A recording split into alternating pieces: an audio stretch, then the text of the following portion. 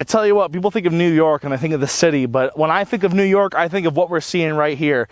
And a little bit out of the way, but we find ourselves in Cherry Valley with this beautiful view at this awesome brewery. After off-roading in my teeny tiny Scion, we're gonna find out what's on tap here at Red Shed Brewery. Across the nation, people have turned the hobby of crafting beer into a lifestyle. Amazing breweries are only a few minutes away from your own home. From nano to regional or micro to macro, the question you won't need to ask is what's on tap.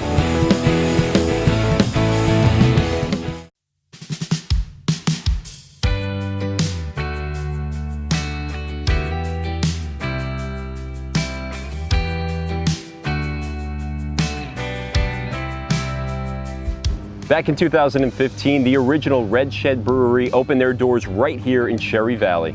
Since then, they've opened up a tap room in Cooperstown, but to get this view, you gotta come here. Basically, I moved to New York State in 2010 from New Mexico. I was a beer hobbyist at the time and settled in here where I was here in the summers and went back to New Mexico in the winter and just started home brewing here and noticed the attractiveness of a farm brewing license in New York State. So I thought I would take advantage of that and applied. And it contains many favorable aspects of brewing in exchange for the use of New York State products, and it seemed like a fair deal. So I decided to enter into the commercial business of brewing in 2015. And so I started in the shack behind me. It's called the Red Shed. I was brewing 10-gallon batches at the time. And as demand increased, we increased our capacity to where today we are a full commercial enterprise with 2 branch offices, one here at the brewery and one down in Cooperstown. Jack Hasbrouck wanted to create beer he loved. It turns out the public loved his beers too. As a hobbyist, you experiment, and I experimented with primarily ales. I did a few Pilsners.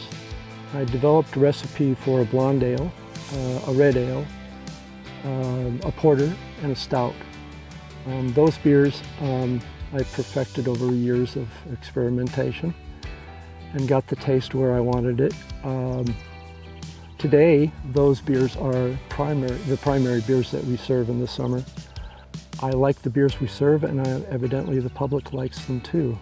For Jack, his inspiration to start brewing beer came from the family. Actually, my son introduced me to it. He lives in Tucson, and he started brewing beer, and I thought that was an excellent idea. He's my mentor, so to speak, and he's still brewing today. What started off as a hobby has turned into something much more than that. To make it in the brewery business, some hard work is in order. Liking beer is probably a good thing, being a brewer. But more importantly, I would say being a businessman is this is now a business, and it's called upon to perform like a business. And transforming from a hobby into a business takes some serious capital and some serious dedication. While Jack has moved to mainly handling the business side of Red Shed Brewery, him and his head brewer stay in sync when it comes to the beers on tap daily. We get together at the beginning of the season and discuss what beers we'd like to brew, and that is demand driven to some extent. But for the most part, I would say that I have turned over those skills to somebody more competent than I was. Yeah. And that I handle the business aspects of the business.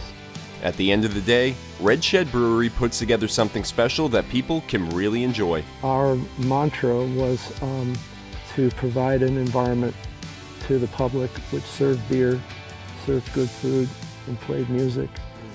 And it's more of an atmosphere. For some reason, the beer might taste better if people are smiling and listening to music. And so that kind of concept was easy to fall into because I do have a love of music, and I like food, and it's just maybe trying to transfer that into to create a desire for people to show up there and go, wow, this is really something a little different. After our sit down, Jack gave us a look into the brew house. We got to see a little of what goes on during the brewing process. This is a 10-barrel system, so 10 barrels is about 315, 320 gallons of beer. So we'll start with a mixture that is more than that, and then boil down to a specified amount in order to get the specified alcohol content that we want. This is the control panel that affects the brew and monitors temperatures through the use of valves and temperature monitors.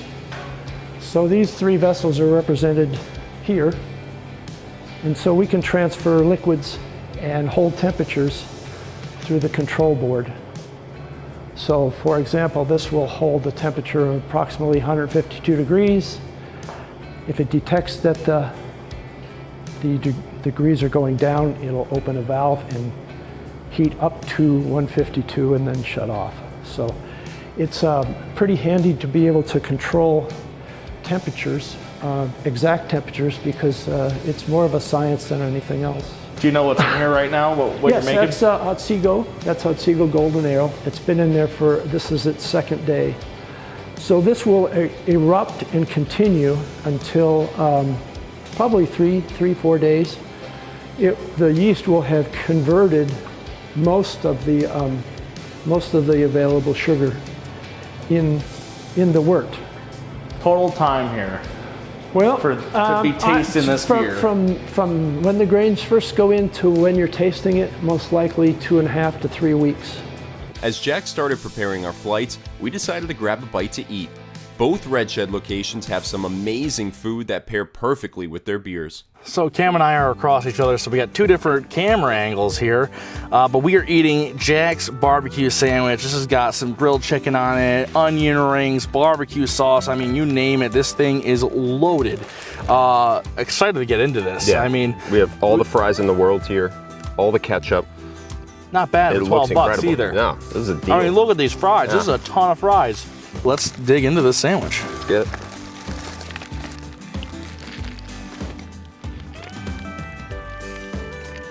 Yep. Wow. Yep. One of my favorite things in the entire world is putting onion rings on sandwiches. And also, big grilled chicken guy. I almost favor grilled chicken over crispy chicken. I mean, what a sandwich. I mean, look at the bun here. The bun's nicely toasted. Yep. This is a perfect bun. What a sandwich. This is an awesome sandwich. Huge barbecue sauce guy. I will put it on almost anything. Any burger you give me, anything like this, grilled chicken. And I don't know what it is. Maybe they make their own, but it's unlike anything I've ever tasted. It is delicious, that sauce. And you bring together with the cheese, the onion rings, the chicken, the toasted bun, and again, all the fries that you get. This is a deal. And pair it with, I know we asked Jack, any sort of light beer he likes. I mean, it's his sandwich. Jack's barbecue for Jack's sandwich. It's Jack's, who owns the place. This is his sandwich. These are his beers. I mean, take the Pilsner, take the Golden Ale. You can't lose. It's amazing. This is the Cloudy Girl IPA. Very delicious. Got a burger and fries going with. Excellent, excellent food, excellent beer. The atmosphere, unparalleled. Mm-hmm. And I'm not a beer drinker, and this is a golden something. Golden Ale. Golden Ale. Delicious. For non-beer drinkers, you gotta try it. After talking with Jack, we learned all about the history of Red Shed Brewery and how he makes his amazing beer. We got to have some delicious food, and we're going to head to Cooperstown. But before we do that, it's time for us to pour four.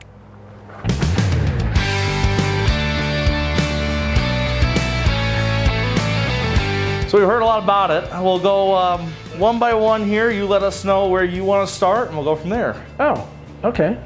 What, are you going to drink each one? Oh, yeah. Yeah, try them out and just right through. Well, let's start with the Otsego, which would be your right hand and both your right hand. This Otsego Golden Ale has a fresh, clear, and crisp taste. It uses Pilsner malts and light, spicy hops with a crisp, dry finish. That's the description we give it. It also has, like I said, has a percentage of corn in it. Corn is a fermentable, and it aids in head retention. You'll see that the head retention on the side of the glass is probably indicating that corn contributes to that. It's a lightness to it, and easy drinking, and this is what you're, Great summer beer. I feel like it adds to the feeling you get here. Yeah. I mean, you're hanging out, you're relaxing, you're having a couple beers. You're listening to some music and enjoying your time here. Yeah, it's great beer. So this is you'd say the flagship. I mean, that's the best seller. This is the Jessica's. The red? The red. And that's got a more citrusy taste to it, but also a spiciness because we're using a rye malt. It's much like making coffee or brownies. It starts with a base malt, and the base malt is totally to build alcohol content. Throughout these beers, there's a base malt.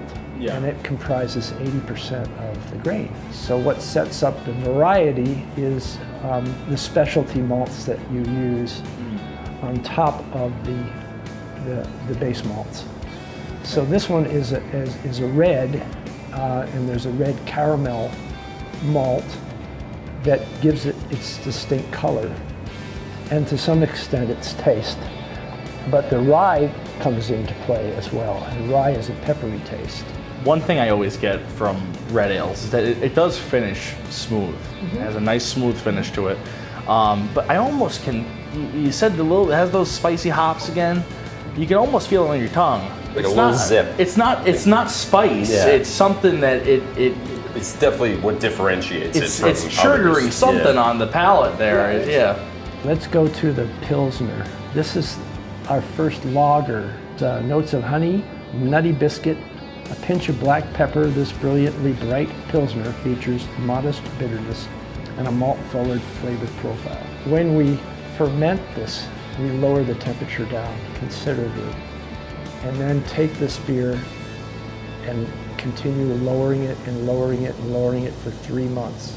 And that explains its crispness and also its clarity. It's very clear. For the average beer drinker, someone who's new to the brewery scene, you're going to come to this one, and you're going to look at it and you're going to go, oh yeah, that's a light beer, I'm going to go for that. But you're getting a lot more flavor in this beer. That's the case. Yeah, like you said, if you're new, I'm going between this or the Otsego. I mean, two great starter beers if you're trying to get into the craft beer scene.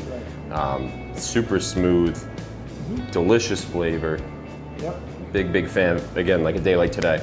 The last one is a classic English style brown. So this ain't dark, but I mean it's dark, but you can see the color. it's in the British tradition, which gives you some kind of chocolatey little taste. And its carbonation is somewhat less than the others. I'm gonna say all these very, very minimal bitterness. And it's, yeah. I think that they're all very good for people trying to branch out. You're not going to get scared coming here. You're going to get some good beers. Yeah, you're not going to get intimidated by hoppiness, And bitterness. the thing is, a higher IBU ain't too bad either. But I mean, this is, I feel like you're coming here, you're getting these. This is your relaxing flight of beers. You're just enjoying them. For the environment that Red Shed is, this is. That's pretty much where we want to be. Yeah. This is awesome. Yeah. Jack, I can't thank you enough. I mean, this has been an awesome great. day Thank just you. coming here and getting to taste some beers. Literally how I feel just coming up here to hang out and enjoy it. That's what I'm getting out of these beers, and that is awesome. I can't thank you enough. You take in the view, absolutely gorgeous, this whole area. You got good beers, good music, good food, good environment. I mean, Perfect Thank you setup. very much. Appreciate it. Appreciate you coming. As Red Shed Brewery grows, cans of their beer might be coming to a store near you. Well, currently we just, in cooperation with Butternuts Brewery in Garrettville, to the west of here, he's in the process of doing our brewing for canning. And so we have a can line of Otsego Golden Ale right now available. And we're producing those cans and then plan to distribute them very shortly. We are distributing them within the 7-county area with a distributor, and are also approaching the New York market with it. Right now I'm drinking the He's a Girl IPA. I'm drinking the hibiscus ginger Austria. What do you think about Red Shed? Oh, I love it. I love the atmosphere. I love the live music while drinking outside. Can't beat it. I'm having a partly cloudy session NEPA, New England IPA. Before this I had a Cloudy Girl. Both are good. This is a little different. Like Red Shed, we live close by. If we're in a hurry for just a couple beers and leave, we'll come here. But if we want a relaxing evening or afternoon, we'll go up to Cherry Valley, where it's like drinking beer at your friend's house. Picnic tables outside, great place to spend the afternoon and drink some terrific beer. Well, that wraps things up for us here at Red Shed Brewery. We're currently hanging out at the tap room here in Cooperstown, relaxing, just listening to some music, and that's really what Red Shed's about. Yeah, be sure to subscribe to us on YouTube, like us on Facebook, and follow us on Twitter and Instagram. See where our journey takes us next on What's on Tap. Cheers.